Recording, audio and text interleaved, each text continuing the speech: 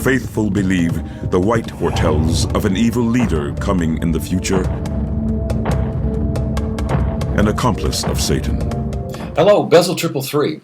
We now turn to the fourth retelling of the story of Revelation, which is Jesus Christ's triumph over evil, death, and the grave.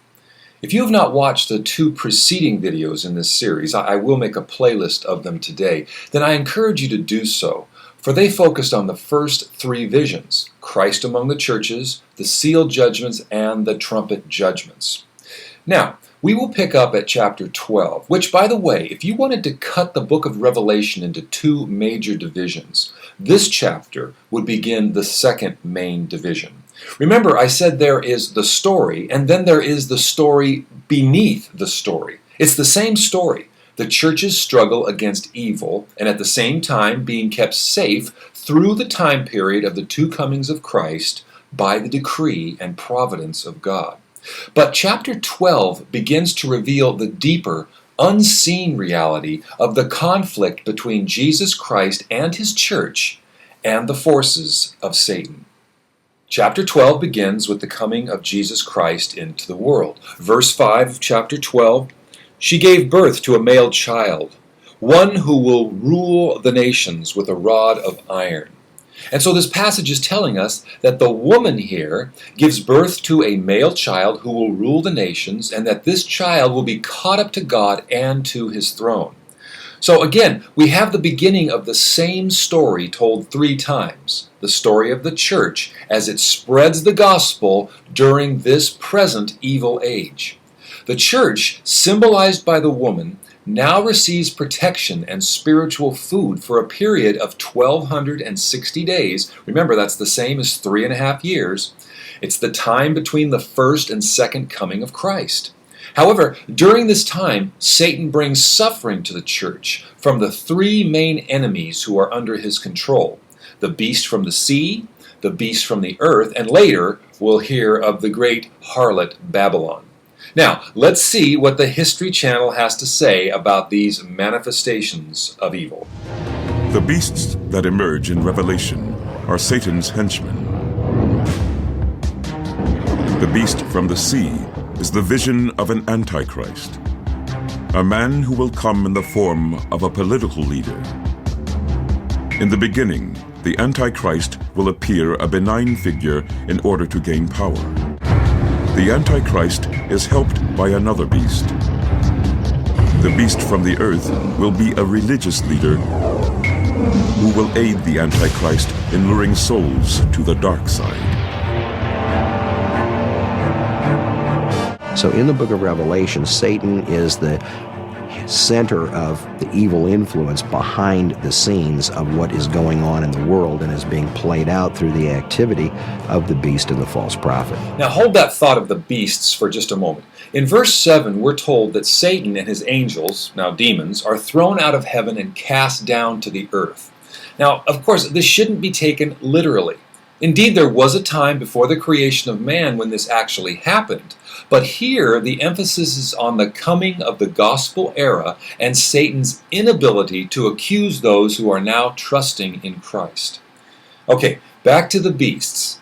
The question is, are these beasts specific persons who will appear during the beginning of a literal 7-year tribulation?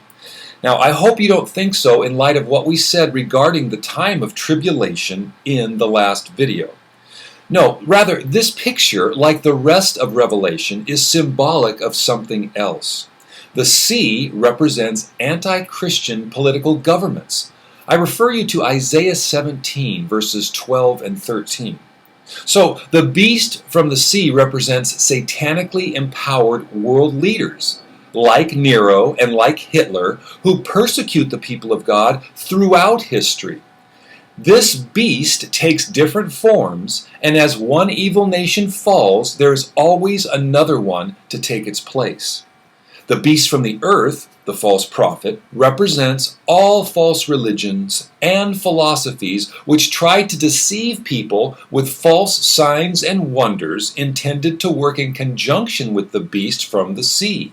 Behind both of them, of course, is the power of Satan. Satan's followers according to the Bible, will be branded with the mark of the beast. The marking 666 will identify those who will be commanded by Satan's lieutenant, the Antichrist. Those that believe in him, that choose him instead of Jesus Christ, will receive the mark on the back of their hand or on their forehead. They'll have this mark that distinguishes them as a believer of Antichrist, but really they're believing in Satan, and they worship Satan, and those who reject will often be killed. Now, at the end of chapter 13, we have the dreaded number 666. And again, the History Channel is most unhelpful here as well.